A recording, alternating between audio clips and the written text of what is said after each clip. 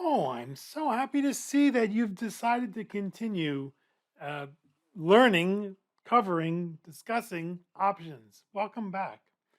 And today we're going to take a look at some attributes of options and the names that are given to them, although sometimes people use different names, so we have to be careful.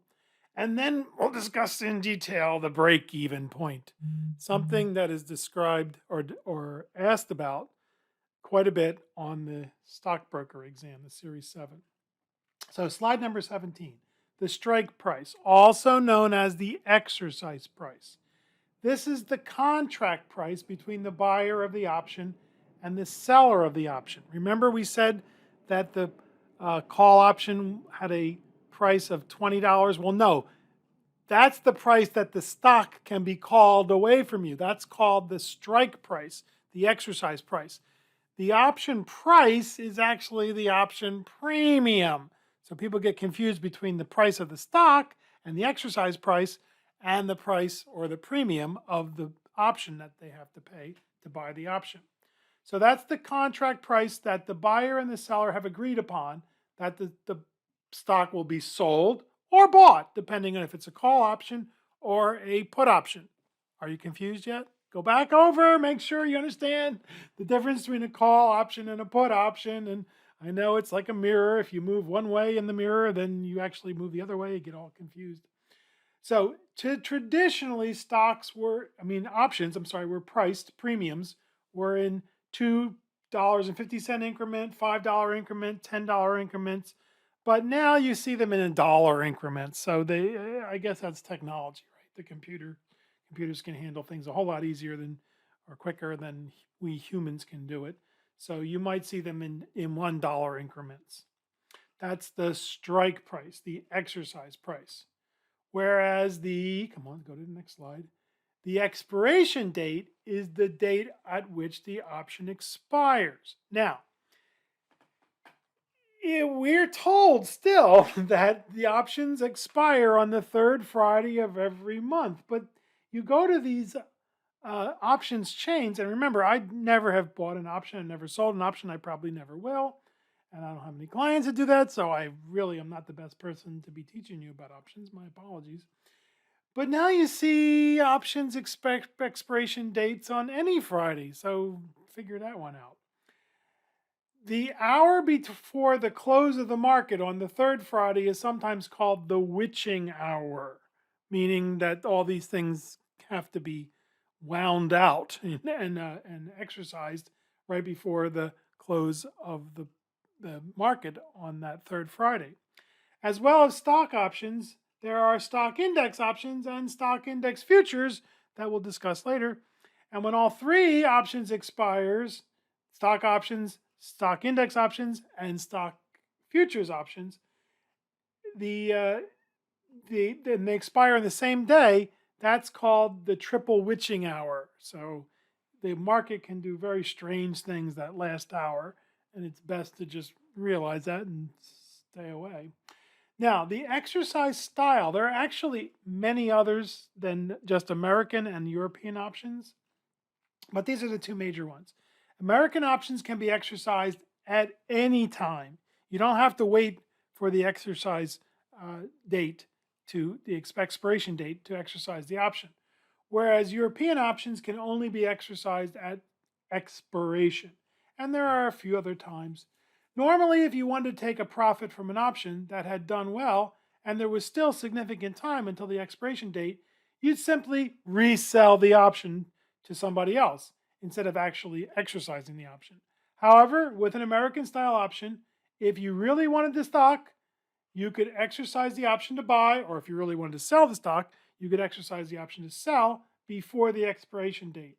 And there are several other types of options with various provisions. So if you are so inclined, just do a search and you'll see the different types of exercise styles for options.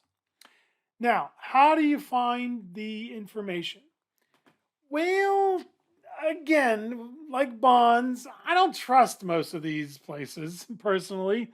Not that it matters to me, but for you, if you really are going to do that, I think it'd be best for you to get a reliable company such as Schwab or TD Ameritrade's Thinkorswim, which is now being purchased by Schwab. I know nothing about Robin Schnood or Hood or Good or whatever they are. I don't know anything about them. But find somebody reliable, because the data that I see on Yahoo, on CNBC, on MarketWatch, it seems a little suspect. But there's a presentation that shows you how to use the Yahoo Finance and MarketWatch to do options quotes. By the way, the list of option premiums is called an option chain. I don't know why, but that's what they call it, an option chain. And you will see that, of course, in the face-to-face class, we now go to there and show you how to do it. But you do that on your own. And remember that the prices for the options are called premiums. And so let's take a look at slide number 21. Buying and selling. Selling is also called writing and making options contracts. Now, here's where it gets even a little trickier. We've discussed options contracts as if they were traded just as stocks are traded. And in many ways that they are similar, but there's one major difference. Options are sold as contracts. Each contract represents 100 shares of an underlying security. So there's no odd lots. I mean, I think there are people who will sell you an odd lot contract, but that's, they're not the major exchanges. So if the listed price premium of the option is $5, then it's actually $500 because it's for 100 shares. So you see an option costing you $1, it's actually $100. An option costing you $2, it actually costs you $200 because you have to multiply by 100. So if you bought 2 contracts, you have to multiply by 1,000, right? I'm sorry, by 200, not by 1,000. So if I saw the 1,000, I said that, my apologies. If it were a $5 premium, the listed price of the option premium is $5. You wanted 1 contract, that'd be $500. 2 contracts, $1,000. 3 contracts, $1,500. So remember that, especially if you want to do the bonus assignment, because we're going to ask you to follow the option premiums for, I think we use Google and Procter and Gamble. Google and Procter and Gamble. So you have to multiply everything by 100. The option premium. Now, I've been doing my best to make sure you understand that that's the real name for the price of the option. The option premium is the quoted price the option buyer has to pay to buy the listed put or call option. The seller, the writer, the maker receives that premium immediately and gets to keep it whether or not the option is ever exercised. Did I mention that most options expire without being exercised? I think I did. Most options expire worthless. To make it more confusing, the term premium is also used in a more precise manner when we value options. For this reason, most people, including myself, always refer to the price of the option instead of the premium of the option. But remember, premium is the technical legal term for that price that you pay to buy the option. Or if you're the seller of the option, that's the money you receive from the contract. Now, in the money and out of the money. What? We're in the money. This is something that is an attribute of options. They are either in the money or they are out of the money. Unless they are exactly at the exercise. If the stock price is exactly at the strike price, the exercise price, then it's called at the money. But that doesn't happen too often. So let's say we had a call option with a strike price, an exercise price of $54. If the market price were did I say 54? $50. I'm sorry. The strike price is $50. Exercise price is $50. If the market price were $54, we would be $4 in the money. Why? Because the market price is $54. We can buy the stock. It's a call option. We can buy the stock for $50. So we are $4 in the money, which means right now we could buy that $50 stock, turn around and sell it for $54. You see why we're $4 in the money? The strike price is less than the market price of the underlying security with a call option. With an out of the money call option, it's exactly the opposite. The call option has no real value because the strike price exceeds the market price of the stock. So if the strike price, the exercise price were $50, but the market price were $47, we would be $3 out of the money. Why? Because it doesn't make sense to buy a stock at $50 when you can turn around and go on the market at the market price and get $47. You see, that's why it's called out of the money. If the strike price and the exercise price, if they were the same as the market price, $50 in this case, it would be at the money. And that doesn't happen that often, as we said. So what happens when we go to a put option? It's reversed, a mirror image. An in the money put option is a put option with a strike price greater than the market price. So let's say the strike price, the exercise price is $50, but the market price is $46.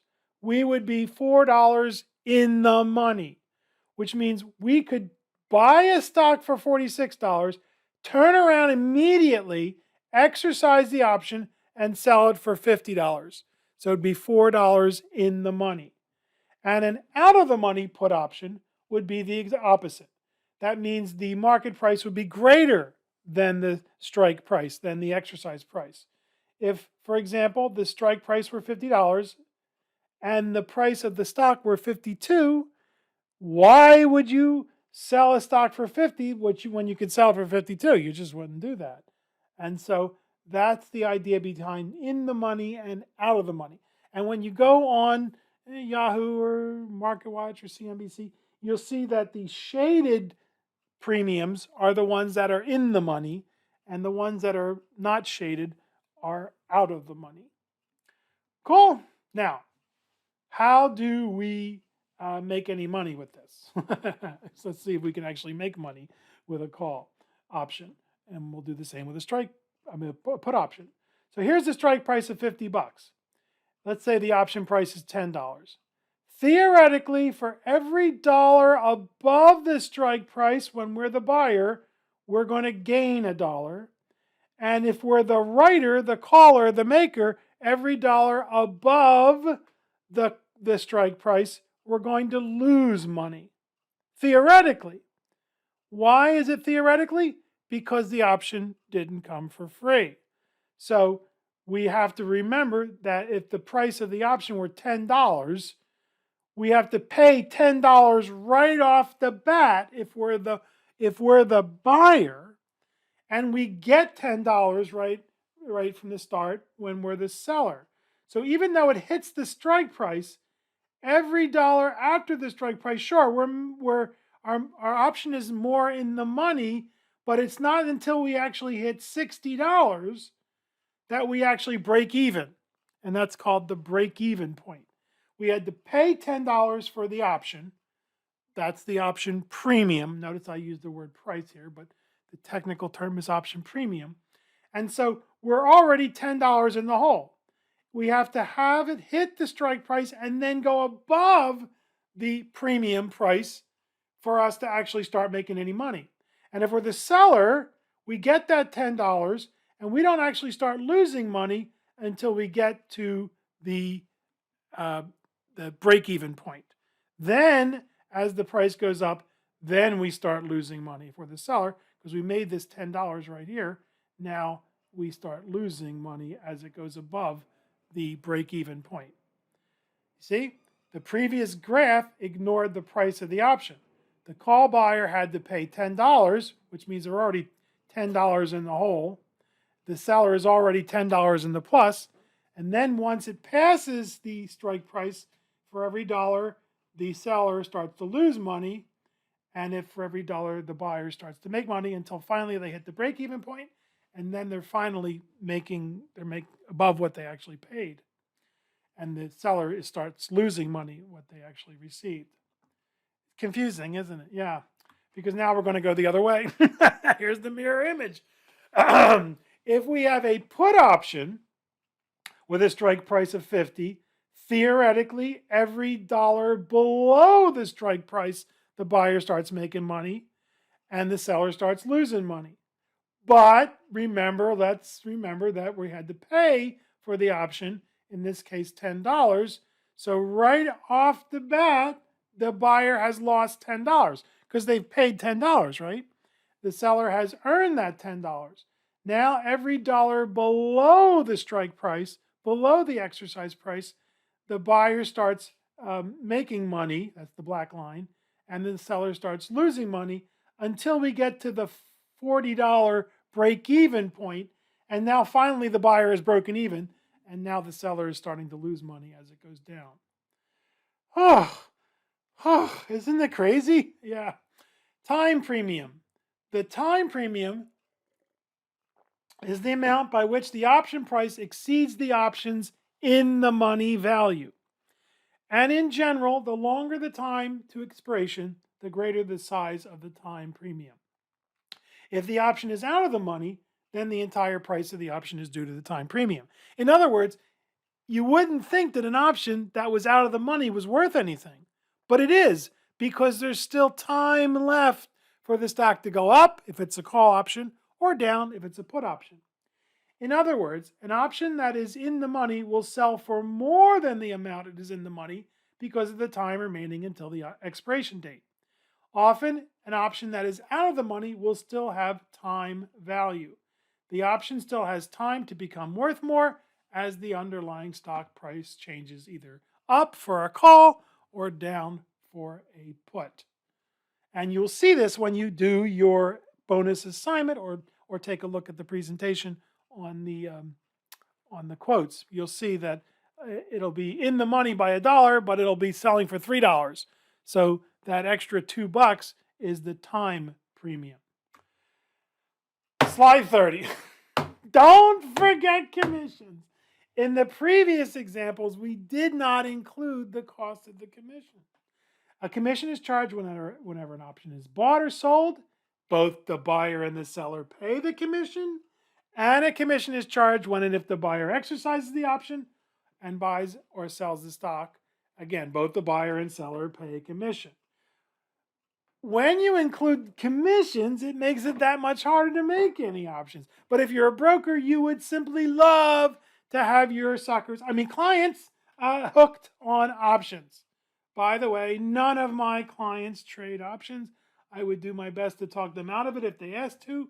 And if they really wanted to go gung-ho, I'd probably say, you know what, I'm not the right person for you. What do you think? What do you think, folks? Yeah, now, you might say, but I have Robinhood and I don't pay any Wrong. You know now that you're paying not a commission, but you're not getting the best price when you buy and you're not getting the best price when you sell. So you know your broker's still making money off of you. Don't worry, even though you don't pay a commission. So don't let that don't try to throw that argument in, at least to me, because I already know that it's not true. You can maybe fool somebody else. You get the feeling I don't like these things. You're right. I don't like these things, folks.